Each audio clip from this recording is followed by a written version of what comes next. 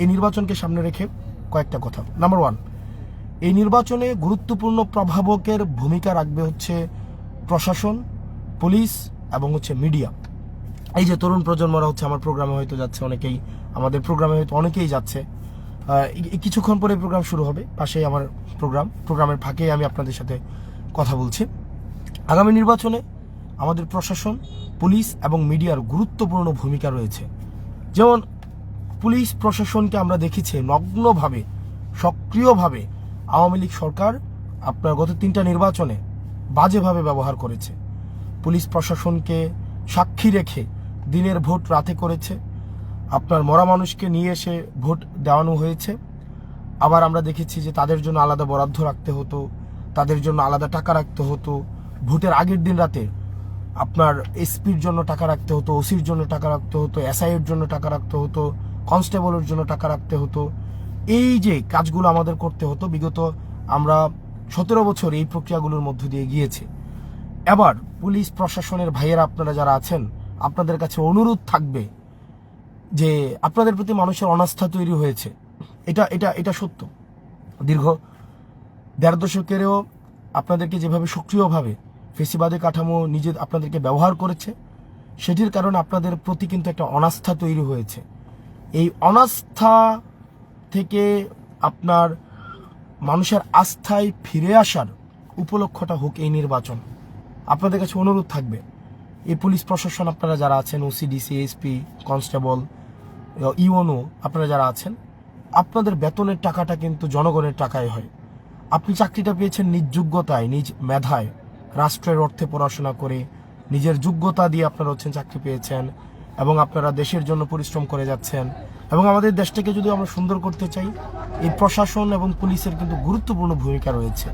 আমাদের একটা রাষ্ট্রের সবচেয়ে গুরুত্বপূর্ণ অংশগুলোর মধ্যে অন্যতম হচ্ছে পুলিশ প্রশাসন। আপনারা দেখেছেন রাজনৈতিকভাবে আপনাদেরকে গত 3টা নির্বাচনে কিভাবে ব্যবহার করে আপনাদেরকে জনবিচ্ছিন্ন করে ফেলা হয়েছে, যার কারণে হয়তো আপনারা রাজনৈতিক কিছু সবাই না, কিছু পুলিশ প্রশাসনের ভাইয়েরা হয়তো আপনারা রাজনৈতিক সহচর্য পেয়েছেন, রাজনৈতিক হয়তো পৃষ্ঠপোষকতা পেয়েছেন, কিন্তু আপনারা কিন্তু জনবিচ্ছিন্ন হয়েছেন।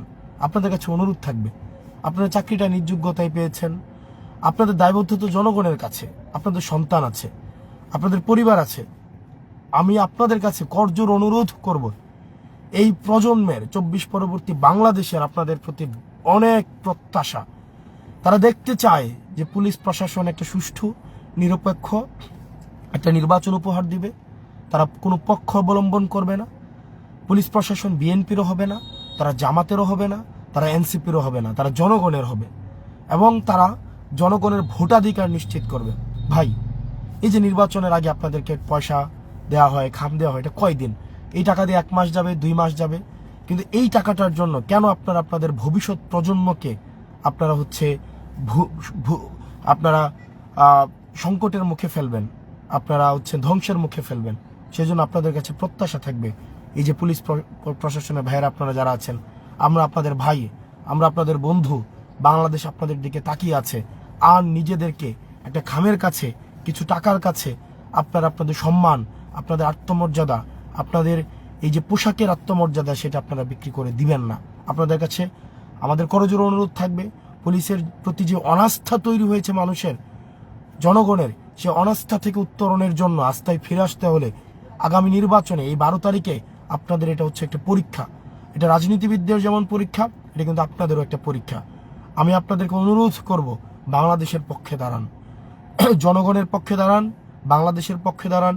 নিরপেক্ষভাবে মানুষ যাকে ভোট দিয়ে নির্বাচিত করতে চায়, আপনারা ভোট প্রক্রিয়াটাকে আপনারা হচ্ছেন আপনাদের যে দায়িত্ব, সেই দায়িত্বটাই হচ্ছে আপনারা যথাযথভাবে পালন করুন।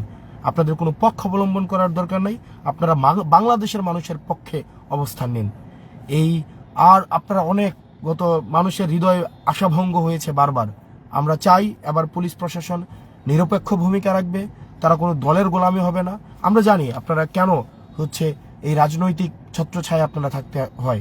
আমরা জানি আপনাদের পোস্টিং, প্রমোশন এগুলো হচ্ছে রাজনৈতিক নেতাদের উপর অনেক সময় নির্ভর করে। আমরা চেয়েছি পুলিশ সংস্কারের মধ্য দিয়ে আপনাদের পোস্টিং প্রমোশনের জন্য রাজনৈতিক নেতাদের ইচ্ছার উপরে না থেকে বরং আপনার যোগ্যতা এবং মেধার উপরে থাকে সেটি প্রণয়ন করার। আমরা কিছু ক্ষেত্রে পেরেছি, কিছু ক্ষেত্রে পারিনি, কিন্তু আমরা আপনাদেরকে নিশ্চিত করছি, আমরা চাই না আপনারা আবার বেনজির হারুন হয়ে উঠুন, বিপ্লব হয়ে উঠুন। আপনারা জনগণের কাছে দায়বদ্ধ থাকুন। আমরা কোনো রাজনৈতিক ছত্রছায়া আমরা আপনাদেরকে আর দেখতে চাই না। আমরা চাই আপনাদের পোস্টিং প্রমোশনগুলো মেধা এবং যোগ্যতার মধ্য দিয়ে হোক, কোনো রাজনৈতিক নেতার সদিচ্ছার মধ্য দিয়ে যেন না হয়, সেই বিষয়টা আমরা নিশ্চিত করার চেষ্টা করব। প্রিয় প্রশাসনের ভাইয়েরা, আপনারা জনতার পক্ষে নেমে থাকবেন। আপনারা 12 তারিখ আপনারা নিরপেক্ষতা বজায় রাখবেন। আপনাদেরকে অনুরোধ করছি, আপনারা নিরপেক্ষতা বজায় রাখবেন। কারো পক্ষে অবস্থান নেওয়ার দরকার নাই, আপনারা জনতার পক্ষে অবস্থান নিন।